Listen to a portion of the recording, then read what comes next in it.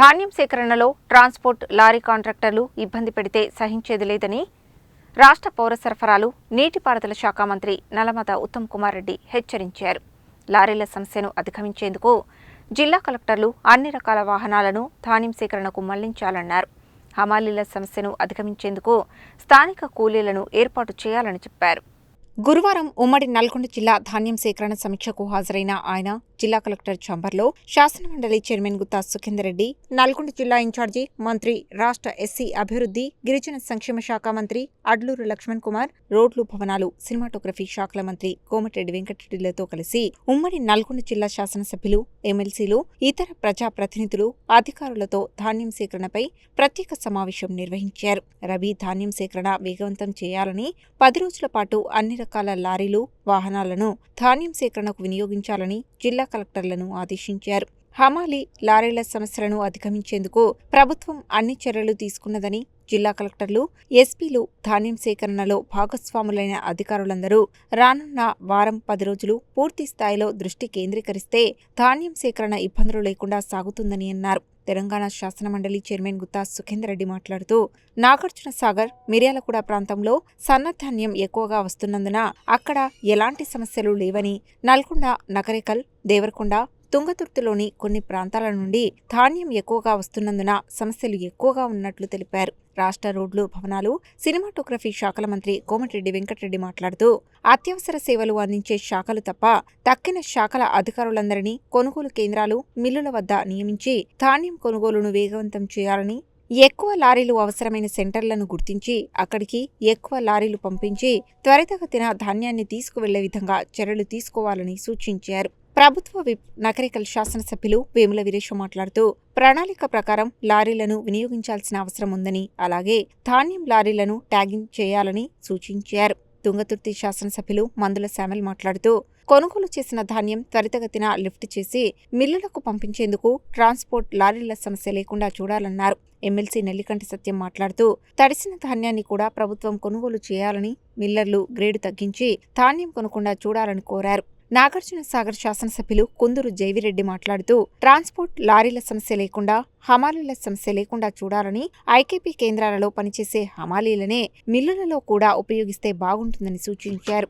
MLC Shankar Naik మాట్లాడుతూ, ధాన్యం సేకరణలో లారీల సమస్య, హమాలీల సమస్య లేకుండా ఎప్పటికప్పుడు సమీక్షిస్తున్నట్లు చెప్పారు.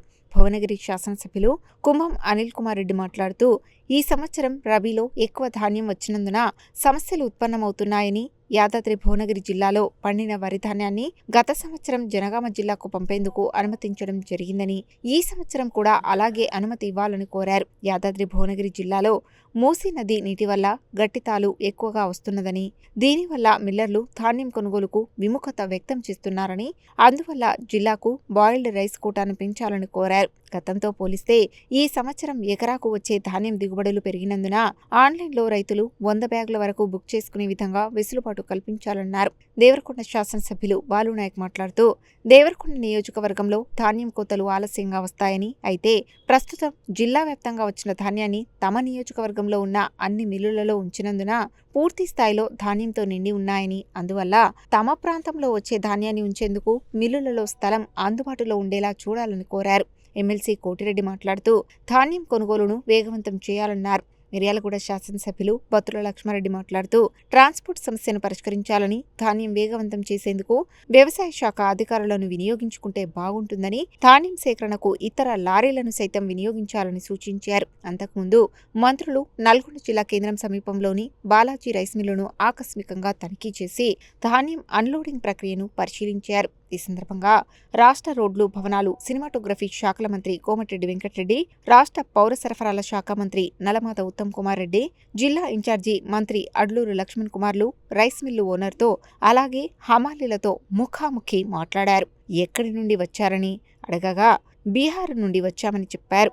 జిల్లాలో ధాన్యం ఎక్కువగా వస్తున్నందున ఇంకా బాగా కష్టపడి పనిచేసి సహకరించాలని హమాలీలతో కోరారు. ప్రతిరోజు తాము 10 నుండి 15 లారీలు అన్లోడ్ చేస్తున్నామని బీహార్ నుండి వచ్చిన మిల్లర్లు మంత్రులకు వివరించగా, సాధ్యమైనంత ఎక్కువగా అన్లోడ్ చేసుకుని ప్రభుత్వానికి సహకరించాలని, హమాలీలకు సంబంధించి ఏమైనా సమస్య ఉంటే జిల్లా కలెక్టర్ దృష్టికి తీసుకురావాలని సూచించారు. జిల్లాలోని రైస్ మిల్లులన్నీ వారి మిల్లులకు వచ్చిన ధాన్యాన్ని ఎప్పటికప్పుడు అన్లోడ్ చేసుకుంటే సమస్యలు రావని, అదేవిధంగా కొనుగోలు కేంద్రాల నుండి ధాన్యాన్ని వేగంగా పంపించేందుకు అవకాశం ఉంటుందని, ఈ విషయంపై రైస్ మిల్లర్ల సంఘం ప్రతినిధులు ఆలోచించి ధాన్యం కొనుగోళ్లను వేగవంతం చేయాల్సిందిగా కోరారు.